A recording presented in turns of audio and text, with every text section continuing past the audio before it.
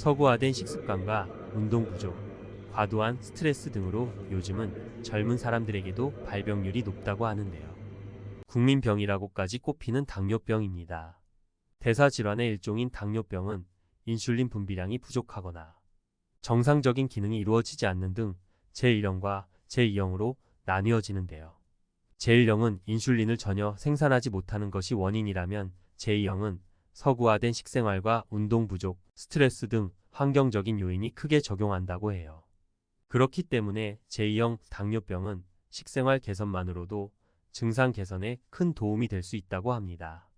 오늘은 실제 당뇨인이 꾸준히 먹은 당뇨에 좋은 음식 5가지과 손쉽게 식단 관리하는 법을 소개해 드리겠습니다. 당뇨병의 초기 증상으로는 잦은 갈증과 소변량 증가 및 체중 감소 현상이 나타납니다.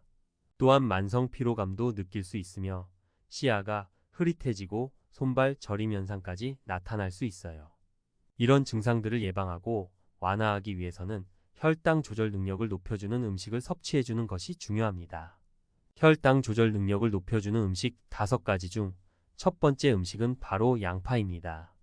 양파는 혈액순환을 원활하게 해주고 인슐린 분비를 촉진시켜줍니다. 뿐만 아니라 혈압 수치를 낮춰주며 당뇨, 합병증 개선에도 탁월한 효능이 있습니다. 양파를 섭취할 때에는 생으로 먹는 것보다는 조리해서 먹는 것이 좋습니다. 가열하면 생기게 되는 트리설피드와 세피엔 성분이 콜레스테롤 수치를 낮춰주는 효과가 있기 때문인데요. 이 밖에도 양파는 피를 맑게 해주며 피로회복에도 많은 도움이 됩니다. 당뇨병 증상 개선을 원하시면 양파를 꾸준히 섭취해주세요. 두 번째 음식은 두릅입니다. 두릅은 끓는 물에 적당히 데쳐서 초고추장에 찍어 먹으면 없던 입맛도 살아난다고 하죠.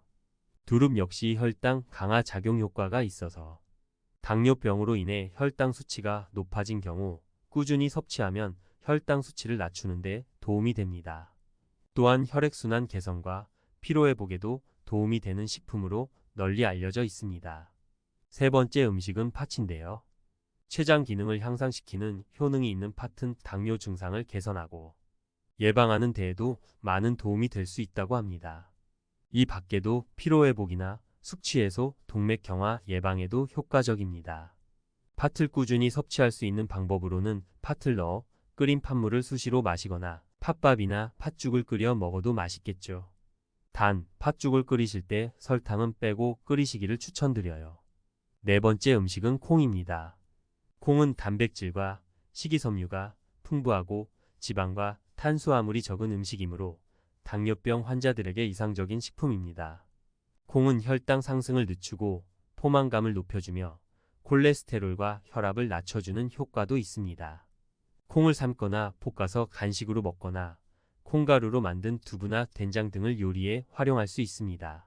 매일 먹는 밥을 지을 때 콩을 넣어 콩밥을 먹는 것도 좋은 방법이겠죠?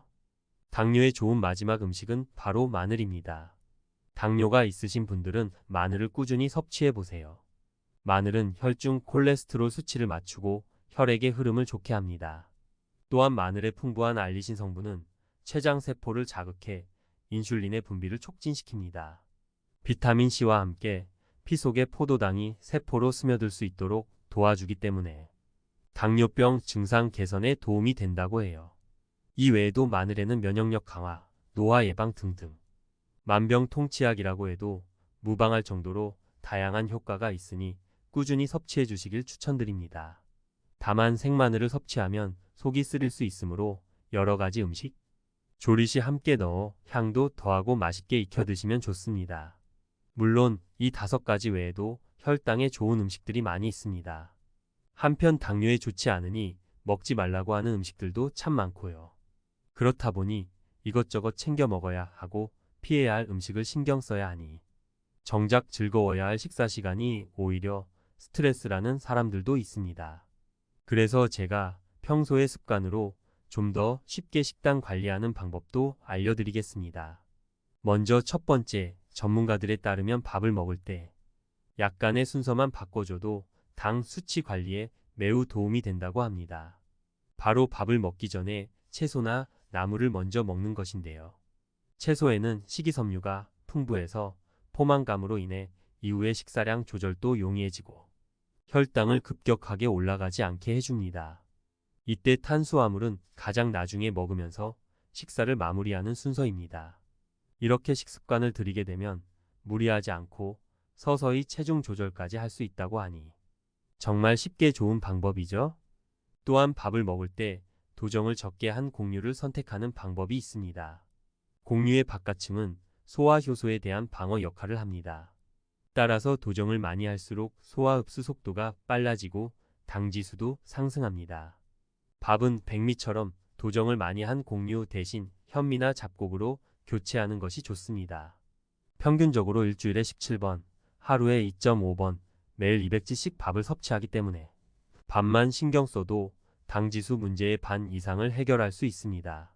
또한 가루처럼 입자의 크기가 작으면 소화 효소가 더 쉽게 작용해 당지수가 상승하므로 밀가루로 만든 빵 같은 식품은 피하는 것이 좋습니다. 식초, 레몬 등 산을 첨가하는 것도 좋은 방법입니다. 식초, 레몬 등 산이 있는 식품은 당지수를 낮추고 섭취한 음식이 위장에서 배출되는 시간을 지연시켜 소화를 늦춰줍니다. 실제로 발효 과정을 통해 시큼한 맛이 나는 샤워도우 빵은 흰 빵보다 당지수가 더 낮습니다.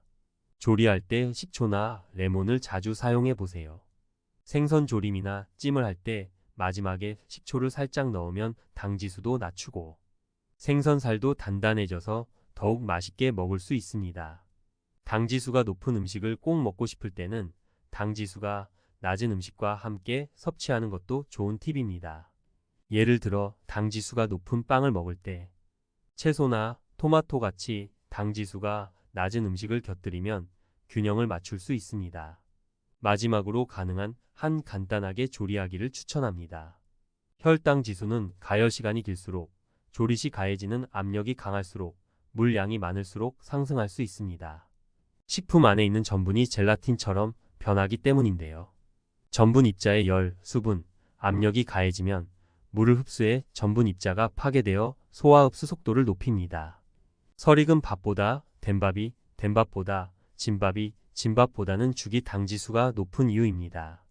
따라서 음식을 준비할 때는 가능한 한 간단히 조리하고 채소와 과일은 생으로 먹는 것이 좋습니다.